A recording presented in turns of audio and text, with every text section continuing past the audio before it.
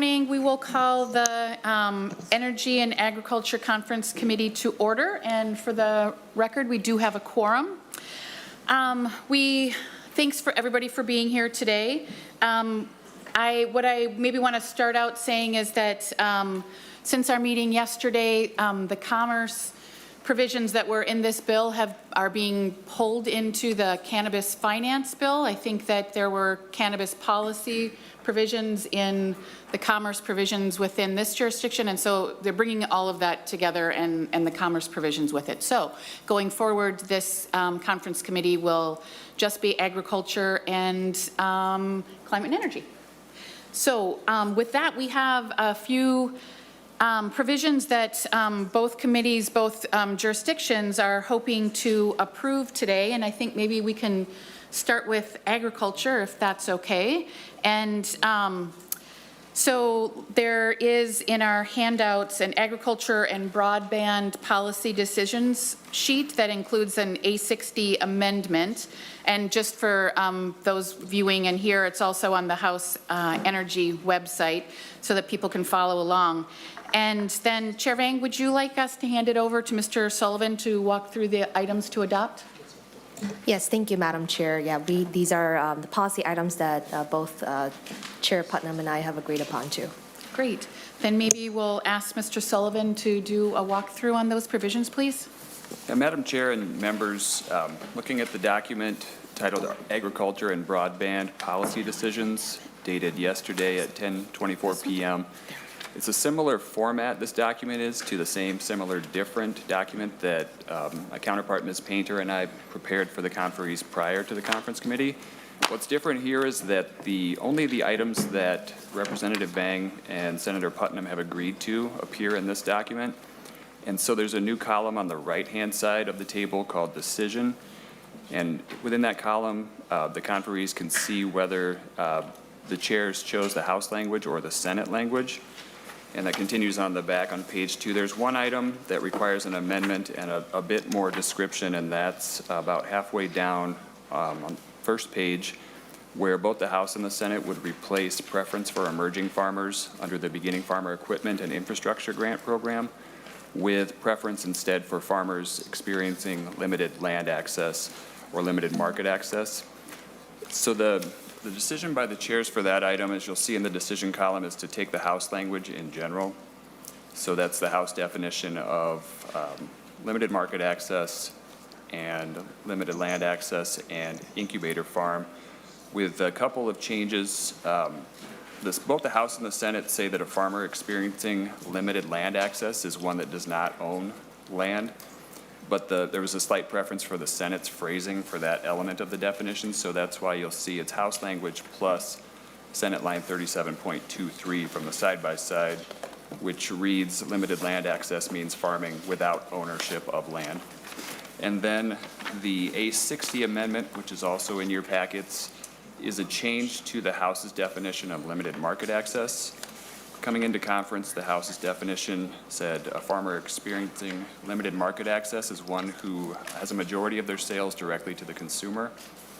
As amended by the A60 amendment, that language, the definition limited market access, would instead mean that the farmer grosses no more than $100,000 per year from the sale of farm products. And I could answer any questions if you'd like more detail on any of the items, members. Any discussion? Seeing none.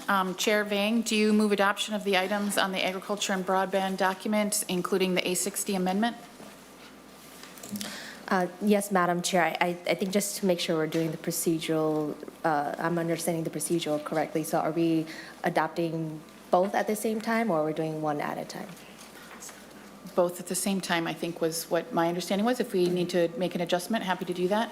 I think that's fine. So move to adopt the A60 amendment and the policy block as agreed upon by the Senate and House. Great. Any discussion to the motion? Seeing none, all those in favor say aye. Aye. Opposed say nay. Motion prevails. Great. Next, we're going to take a look at the energy provisions. And Senator Frentz, is it okay if we have Mr. Eloff walk us through those changes? Sure. Or those items to be adopted? Mr. Eloff? Thank you, Madam Chair. Oh, and just also to point out, there is an A42 amendment that is part of the things that we're going to be approving. Thank you. Madam Chair and members, the items to be adopted today are on the side-by-side labeled energy policy, Senate File 4942, and that's what I'll be looking at here.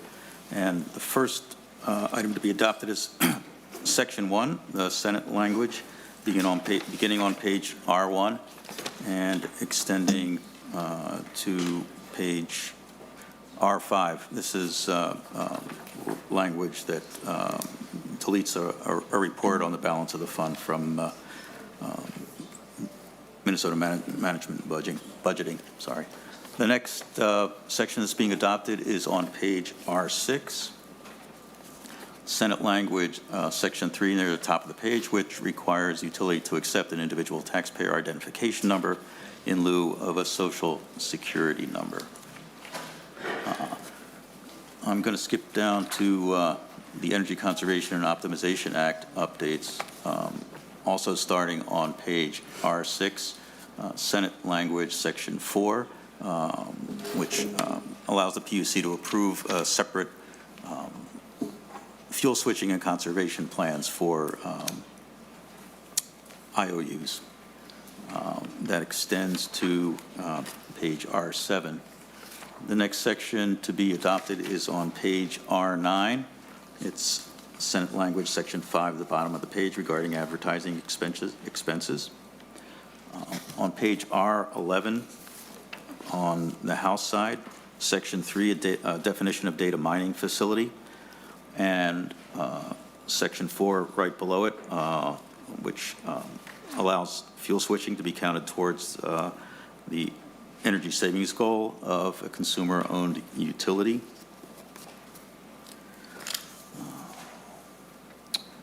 Also on page R12, Section 5, House language, removing the electricity consumption of data mining companies from the definition of gross sales.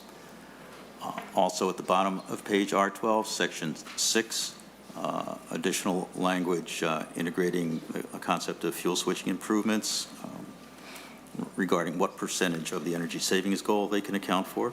And at the bottom of page R13, also Section 7 in the House language, also referring to fuel switching for consumer-owned utilities. And that section extends from page R12 through the top of page R16.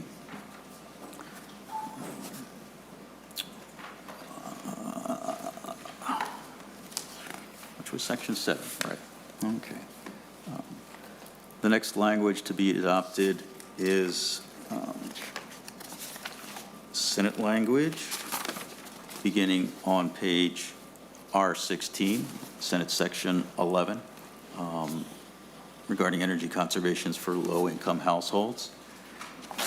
That extends to the top of page R18.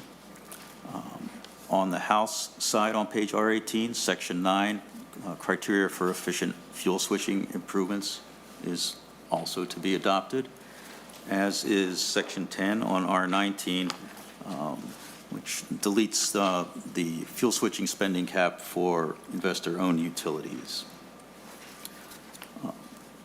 Section 11 on page R20 in the House language is to be adopted, also language dealing with fuel switching.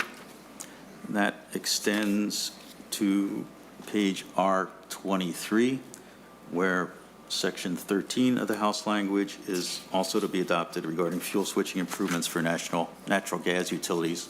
That extends to the top of page R24. Next language to be adopted begins on page R29 It's House language. There are 3 sections that provide for the Department of Commerce to have jurisdiction over the entirety of Chapter 216C. That language extends to the top of page R33. And in the middle of page R33, House language, Section 17, amending definitions of the benchmarking statute enacted last year, is also to be adopted. And that section goes to the top of page R35. In the middle of R35, the House language on the PACE program, Property Assessed Clean Energy.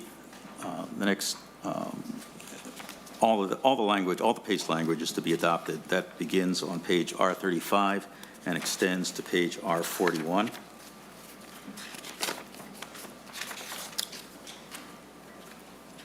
And the next language to be adopted is on R49. It's House language, Section 4, establishing the Thermal Energy Network Deployment Work Group at the Public Utilities Commission. And that language extends to page R50. Madam Chair, there are also, there's also the A42 amendment, which if members have in their packet, the change is made on page 6, extending the length of time when the results of the feasibility study must be submitted from February 1st, 2025 to November 1st, 2025. And Madam Chair, there are also some measures to be adopted on financial articles. I'm looking first at the general fund energy appropriations. The language to be adopted is on page R1 under the Department of Commerce, $500,000, identifying suitable state sites for the installation of thermal energy networks. That begins on, its House language begins on page 109.10. Mr. Eloff, just a real quick, I think the price tag on the Sabathani project is $5 million, not $500,000. You're absolutely right, Madam Chair. Okay.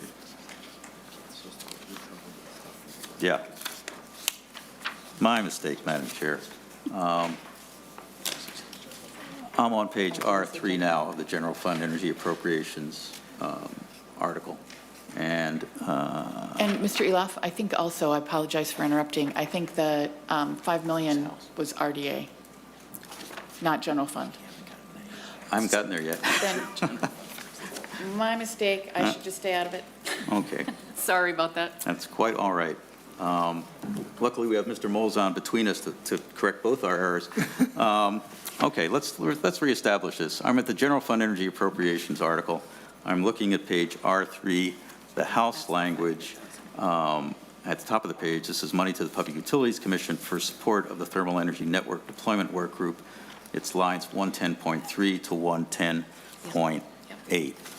Now turning to the Renewable Development Appropriations article. On page R1, Section 2, Paragraph A, under the Department of Commerce, is $5 million for Sabathani, Madam Chair. Lines 111.14 to 111.19.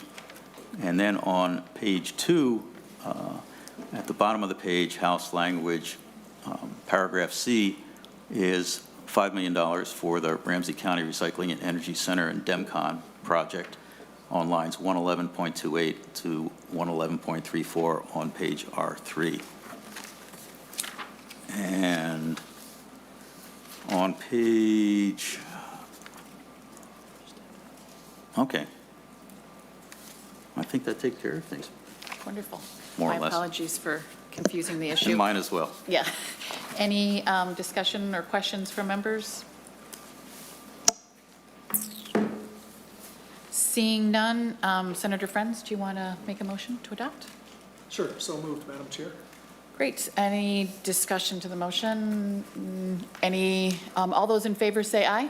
Aye. Opposed, say nay. Motion prevails and the provisions are adopted. And